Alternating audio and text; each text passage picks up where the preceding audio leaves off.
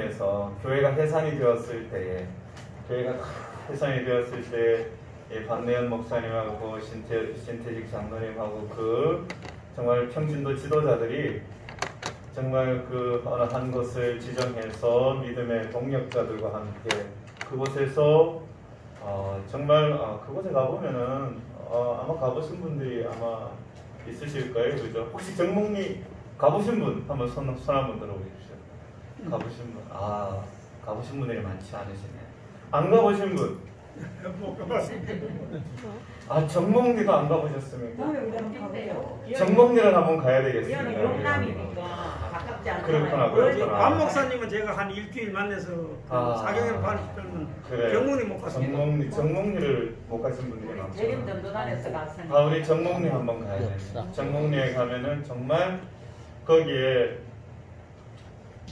산속이에요, 산속에 그냥 움막도 아니에요. 움막도 아니고 그냥 나무 그냥 땅 파가지고 그냥 나무 잎들 밑에 깔고 그 다음에 이제 나무들 세워가지고 그 다음에 이제 그 나무 솔가지들 이렇게 꺾어가지고 그렇게 이제 대충 이렇게 집을 만들어가지고 겨우 비만 피할 정도로 그렇게 거기서 1년을 넘게 그렇게 공동체 생활을 신앙을 위해서 하나님을 예배하기 위해서 그래서 혹시 소리가 소리가 새 나갈까봐 어떻게 예배를 드렸다고 했어요?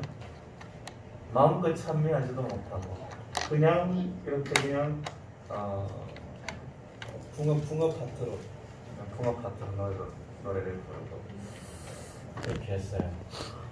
그래서 제가 그렇게 예배를 드렸던 분들이 해방이 되었을 때 그분들이 얼마나 감격스러워 하셨을까, 얼마나 정말 기뻐하셨을까를 한번 생각을 해보았습니다. 그래서 오늘은 말씀의 제목은 구원의 노래, 승리의 노래라는 제목으로 함께 은혜를 나누기를 원합니다. 아침에 우리 예지 깨울 때 우리 임경민 집사님 예지 어떻게 깨워요?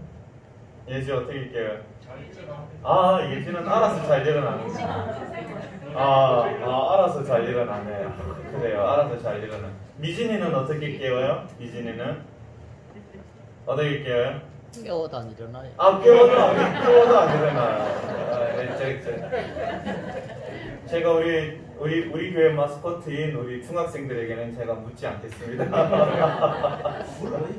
혹시 이제 이 개인 프라이버시 문제가 있을 수도 있기 때문에 우리 장로님 물어보라고 하셨으니까 우리 하늘이는 어떻게 깨우십니까?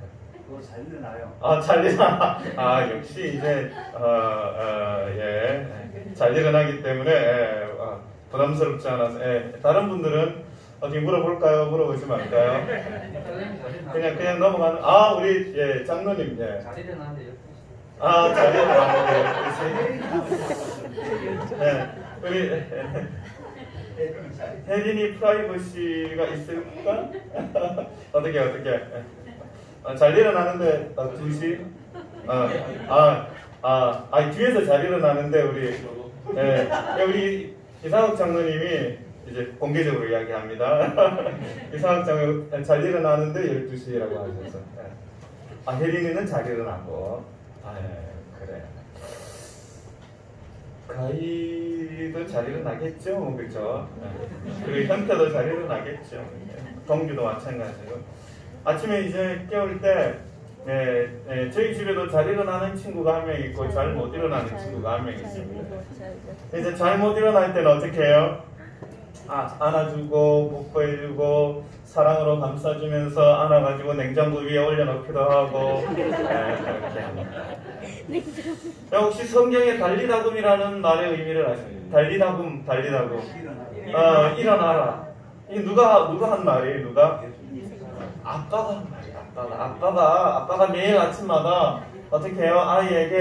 아이에게 사랑하는 딸아 일어나라 라고 하는 말을 누가 하신 거예요? 예수님이 하신 거예요. 예수님께서 이 땅에 오실 때 누구의 이름을 부를까요? 우리 각자 모두의 이름을 부르실 것입니다. 이제 저희 어머니께서 이제 저를 깨울 때 아주 듣기 좋은 말로 깨우셨어요. 듣기 좋은 말. 무슨 말로 깨우셨을까요?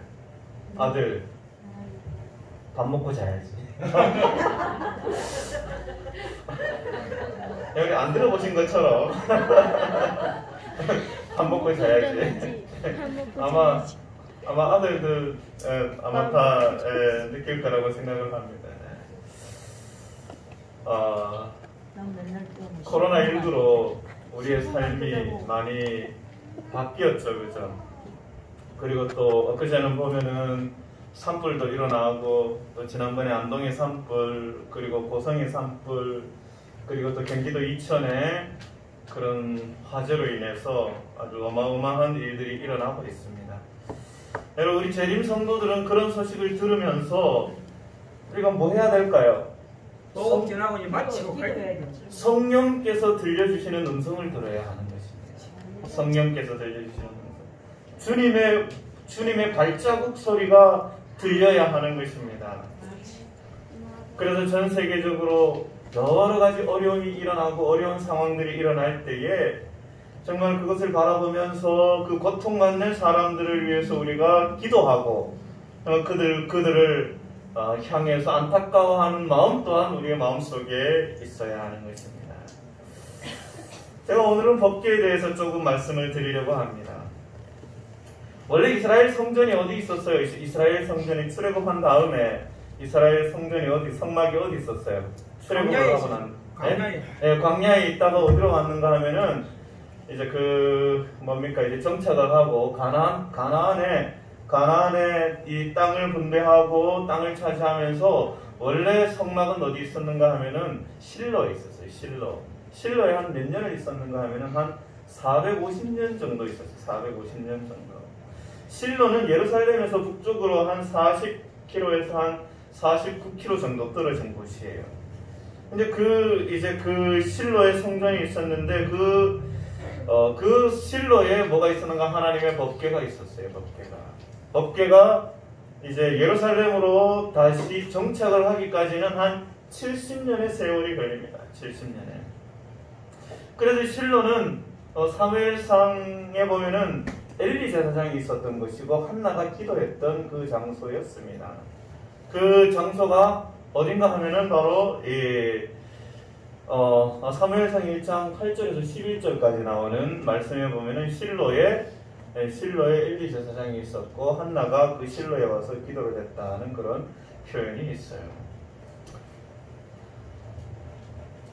법궤가 방황을 하게 되죠. 법궤가 방황을 합니다. 사무엘상 4장에 보면 이스라엘과 블레셋이 싸움을 하죠. 싸움을 하는데 블레셋은 어떤 나라인가 하면은 해상국가예요. 해상국가. 근데 처음에 이스라엘이 싸워서 대패를 하죠. 4,000명이 죽어요. 4,000명이. 이스라엘이 실패한 이유를 살펴보니까 뭐가 없어서 뭘 안 가지고 와서 실패했다고요?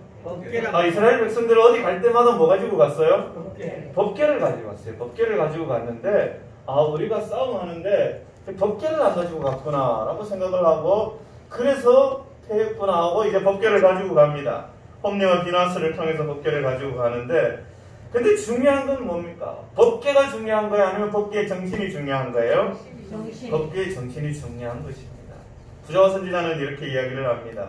여호와께서는 법궤를 진지로 가져가도록 명령하지도 않으셨고 하나님께서 명령하지 않았다는 거예요. 하나님께서 명령하지 않았는데 이스라엘 백성들이 어떻게 해요? 이스라엘 백성들이 출애굽할 때에 광야에 있을 때에 법궤를 가지고 갈 때는 항상 누가 가지고 가라 그랬어요? 누가? 하나님이 들고 가라 할 때 들고 갔을 때 뭐가 있었어요? 거기에 승리가 있었던 것입니다. 그런데 지금은 뭐라고요? 하나님께서 명령하지도 않으셨고 허락하지도 않으셨다. 그러나 아직도 이스라엘 사람들은 승리가 저희 것이 되리라는 확신을 가지고 엘리의 아들들이 법궤를 진중으로 가져올 때 큰 환호성을 질렀다라고 그렇게 기록을 하고 있습니다. 부자와 선지 583페이지에 법궤만 있으면 망사 형통이라고 생각을 했어요. 우리가 신앙을 하면서 우리가 법궤는 왜 중요한 거예요? 법궤가 왜 중요합니까? 하나님의 말씀이 있고 하나님의 임재를 상징하는 것이 바로 법계이기 때문에 중요한 것이에요. 그러나 하나님과 상관없다면 그것은 아무런 쓸모없는 그냥 짐짝에 불과한 것입니다. 우리가 여러분 성전을 사모합니까? 하나님의 성전이 왜 중요한 거예요? 하나님의 성전이 하나님이 임재가 있기 때문에 하나님의 성전이 중요한 것입니다. 그렇기 때문에 우리가 성전을 사모한다는 말씀의 의미는 무엇입니까? 하나님을 사모한다는 거예요. 하나님을. 그래서 교회에 와서 우리가 하나님을 만나지 못한다면 그것은 아무런 의미가 없어지는 것입니다. 신앙에. 그래서 이스라엘 사람들이 법궤를 딱 가지고 왔을 때 누가 떨었어요? 누가? 이스라엘 사람들은 환호성을 질렀고 블레셋 사람들은 떨었다고 했어요. 야, 이제 우리 큰일 났다. 이제 우리 다 망했다라고 그렇게 했어요. 그런데 이제 그럼에도 불구하고 이제 블레셋은 그러나 우리가 한번 해보자라고 그렇게 해서 이제 이스라엘과 싸웠는데 누가 이겼어요? 블레셋이 이겼어요. 네, 블레셋이 이스라엘 백성뿐만이 아니라 군사 몇 명을 죽였는가 하면은 전에는 4,000명 죽였는데 법궤를 가지고 온 이스라엘 군사들을 3만 명. 부조와 선지자 383페이지에 보면은 블레셋 사람이 맹렬한 공격을 가했고 그로 인해 이스라엘 백성은 큰 살육과 패배를 당했다. 군사 3만 명이 싸움터에서 죽어 넘어지고 하나님의 법궤는 빼앗겼고 엘리의 두 아들들은 법궤를 방어하려고 싸우는 동안에 죽임을 당했다. 엘리의 아들들도 죽었어요. 그 소식을 엘리가 듣자마자 어떻게 해요? 엘리가 꼬꾸라져서 목이 부러져서 죽었다라고 그렇게 표현을 하고 있습니다. 그리고 그 소식을 들은 비느하스의 아내가 아이를 낳다가 뭐 했어요? 아이를 낳다 그 아이의 이름을 뭐라고 하라고 이야기를 했어요? 이가보. 이가보는 무슨 뜻이라고요? 영광이 떠났다. 하나님의 영광이 떠났다라는 그런 의미가 있죠. 그렇죠? 이 비느하스의 아내가 좀 신앙이 있는 사람이었던 것 같아요. 비느하스하고는 조금 달리 비느하스의 아내가 좀 신앙이 좀 있었던 것 같아요. 옛날에는 나라와 나라가 싸우면은 그 어떤 나라를 정복하면은 그 나라의 신상을 가지고 와서 자기 나라의 신상에다 둡니다. 왜 그런가 하면은 이 신상과 신상이 합쳐지면은 시너지가 일어날 거라고 생각을 했어요. 그래서 더 강한 강대국이 될 거라고 생각을 했어요. 그래서 이 블레셋도 뭐를 빼앗아 왔어요? 법궤를 빼앗아 왔어요. 어디다가 두었어요? 다본 신전에 두었죠. 그죠? 다본 신전에 두었는데 어떤 일이 일어났어요? 이 다본 신이 뭔가 하면은 남자 인어예요. 남자 인어. 밑에는 물고기, 위에는 사람 모양. 그런데 들어가 보니까 그 제사장들이 그 블레셋 제사장들이 그 다본 신전에 그 다음날 아침에 들어갔는데 어떻게 돼 있었다고요? 그냥 자빠져 있는 게 아니고 그 다본 신상이 문턱을 붙잡고 자빠져 있는 거예요. 그 말의 의미는 뭡니까? 도망가려고 하는 그런 어떤 형상이에요. 그런 형상. 예. 그래서 이제 안 되겠다. 블레셋에서 안 되겠다고 해서 이곳저곳으로 이제 많이 옮기죠. 그죠? 이곳저곳에서 이제 많이 옮겨가는데 이제 결국에는 이제 그러다가 안 돼가지고 이거 이스라엘로 다시 돌려보내야 되겠다 생각을 하죠. 그래서 그 두 마리 선택한 짐승이 있는데 무슨 짐승을? 소. 어떤 소? 젖 먹는 엄마 암소. 젖 먹이는 엄마 암소. 이스라엘로 가는 길은 이쪽이에요. 그리고 새끼들이 있는 곳은 이쪽이에요. 그래서 블레셋 사람들이 이 암소 두 마리가 이스라엘로 가면 이거는 진짜 하나님의 뜻이고 만약에 이제 돌아온다면은 이거는 우리가 잠시 착각한 것이다 라고 그렇게 생각을 하고 암소 두 마리를 보내는데 암소 두 마리가 어떻게 갔다고요? 암소 두 마리가 이스라엘로 향하면서 뭐 했다고요? 울면서 그리고 성경을 읽다가 보면은 사람보다 나은 짐승들이 좀 나오죠. 좀 사람보다 나은 짐승들이 누가 있을까요? 발람의 대표적인 발람의 나귀. 그리고 또 누가 있었을까요? 또 정신 차리라고 운 달기 있었죠. 정신 차리라고 운 달기. 베드로 정신 좀 차리라고 울었죠. 그죠? 그래서 베드로는 달기 울 때마다 아침에 달기 꼬꼬대 할 때마다 뭐 했다고요? 예. 경기를 일으켰다고 하는데.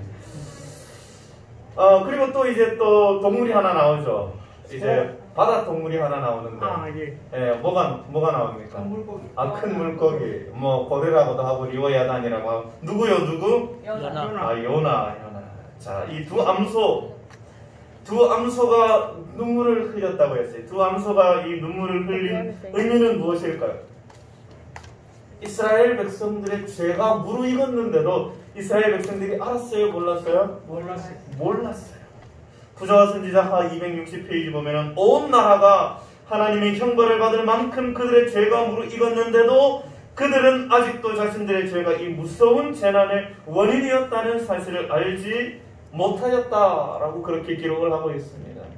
자신들의 죄가 무르익었는데도 불구하고 자신들의 죄 때문에 그런 일이 일어나는 줄을 알지 못하였다라고 그렇게 기록을 하고 있습니다. 그래서 돕게만 있으면 하나님이 도와줄 줄 그렇게 알았다는 것이죠.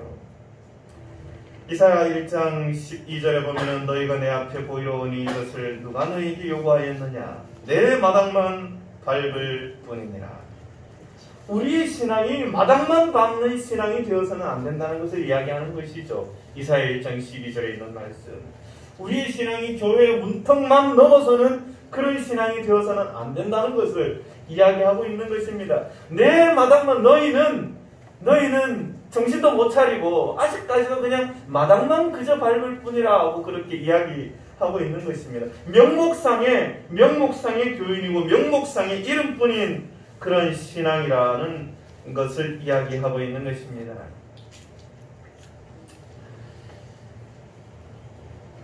사무엘상 6장 11절 12절에 보면은 암소가 12절입니다. 암소가 벳세메스 길로 바로 향하여 대로로 가며 갈 때 울고 좌우로 치우치지 아니하였고 블레셋 방백들은 벳세메스 경계선까지 따라가니라. 좌우로 치우치지 않고 울면서 이스라엘 백성들의 죄를 견책을 하면서 좌우로 치우치지 않고 갔다고 이야기합니다. 여러분 요한계시록 12장 17절과 요한계시록 14장 12절에 있는 말씀을 잘 아시죠? 여자의 남은 자손은 여자의 후손의 남은 자손이라는 것이죠. 구약은 여자의 후손과의 싸움이었고 신약시대는 예수 증거를 가진 참 하나님의 백성들과 영이 싸우는 것을 이야기하고 있습니다. 소가 도살장으로 끌려갈 때에 소들은 오늘 내가 죽으러 가는구나 안다고 합니다. 그래서 소들이 도살장에 끌려갈 때에 울면서 버팅긴다고요. 안 가려고. 돼지는 그렇지 않다고 해요. 돼지는 컨테이너 벨트에 타고 가면서도 기분이 좋아가지고 웃는다고 해요. 돼지가. 그래서 이 잘 웃는 돼지 뭐 이렇게 세상 사람들이 제사 드리고 막 그럴 때 웃는 돼지 머리